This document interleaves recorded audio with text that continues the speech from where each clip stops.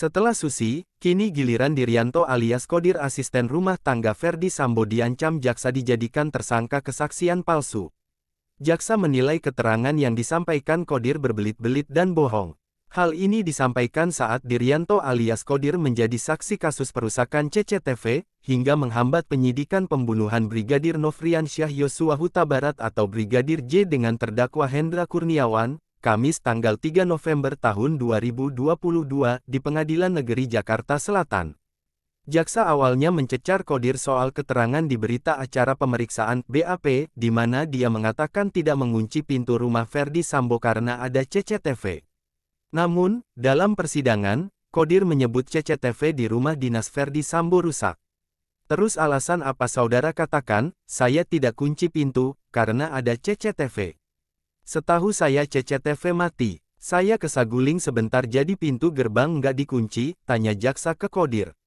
Jaksa pun mencecar Kodir soal perbedaan keterangan tersebut, dan Kodir mengaku keterangan yang benar dalam persidangan.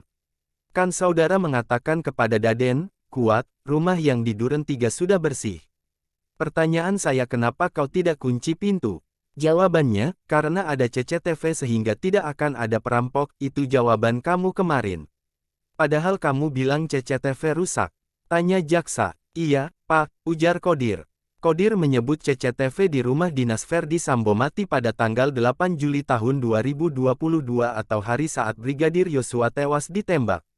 Hakim kemudian meminta Kodir menjawab dengan tegas apakah CCTV di rumah Ferdi Sambo hidup atau mati.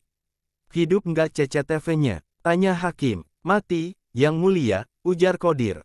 Kodir yang mengaku sudah 10 tahun bekerja dengan keluarga Ferdi Sambo itu, mengklaim CCTV di dalam rumah dinas Ferdi Sambo rusak. Kamu hampir 10 tahun, di TKP pas Yosua tergeletak di bawah tangga, CCTV mana yang mati? Tanya jaksa. Setahu saya semua, karena di monitor nggak ada gambar sama sekali, ucap Kodir. Menurut Kodir, monitor CCTV yang terdapat di depan kasur kamar Putri Chandrawati itu hitam. Monitor di mana? Tanya jaksa. Di depan kasur di ruang Bu Putri. Saya nggak bisa pastikan. Yang pasti di monitor hitam no signal, ujar Kodir. Kodir kemudian menceritakan momen dirinya membersihkan darah Brigadir J dari rumah dinas Ferdi Sambo. Dia mengaku membersihkan darah dengan serokan kayu. Kronologi bersihin darah bagaimana? Tanya jaksa. Saya lagi di garasi, terus bilang, Mas tolong dong bersihin dalam, kata Kodir. Namun Kodir tak mengungkapkan siapa yang menyuruhnya membersihkan bagian dalam rumah. Menggunakan serokan kayu, kemudian dibuang ke kamar mandi, tuturnya. Selain itu, Kodir mengaku melihat darah dan benda seperti pecahan beling di dekat meja makan, tepatnya di dekat jasad Yosua. Ketika membersihkan darah, apa yang kau lihat? Tanya jaksa. Darah saja, jawab Kodir. Ada lagi? Tanya jaksa lagi. Seperti pecahan beling dekat meja makan, ucap Kodir. Yang saya maksud tempat Yosua, ujar jaksa. Itu dekat, ujar Kodir. Kodir mengatakan juga melihat runtuhan tembok di lokasi, tapi tak melihat bekas tembakan. Apa yang kau lihat lagi? Ujar jaksa. Runtuhan tembok, ujar Kodir. Ada nggak bekas tembakan di lantai? Tanya jaksa. Kurang jelas, ucap Kodir. Menurut jaksa keterangan Kodir berubah-ubah. Awalnya, Kodir mengaku diperintah Ferdi Sambo memanggil AKBP Ridwan Soplanit, yang saat itu menjabat Kasat Reskrim Polres Jakarta Selatan, usai penembakan Brigadir J. Namun dalam berita acara pemeriksaan BAP Kodir mengatakan yang diperintah Ferdi Sambo memanggil Ridwan adalah ajudannya bernama Prayogi.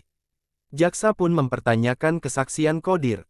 Saudara bilang tidak diperintah Ferdi Sambo untuk menghubungi Kasat Reskrim, tapi keterangan saudara tadi mengatakan saya diperintahkan untuk menghubungi Kasat Reskrim.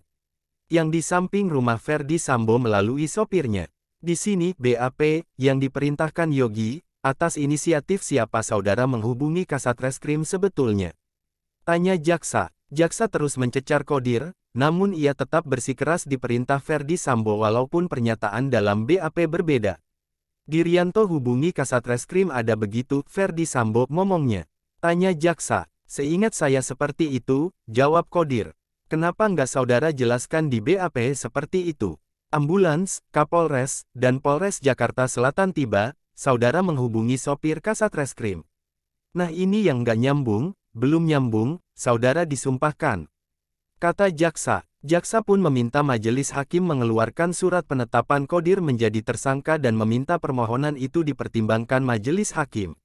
Majelis hakim, kami melihat saksi ini sudah berbelit dan berbohong, supaya kiranya majelis hakim mengeluarkan penetapan untuk menjadikan saksi ini jadi tersangka, dicatat oleh panitera mohon izin, kata jaksa.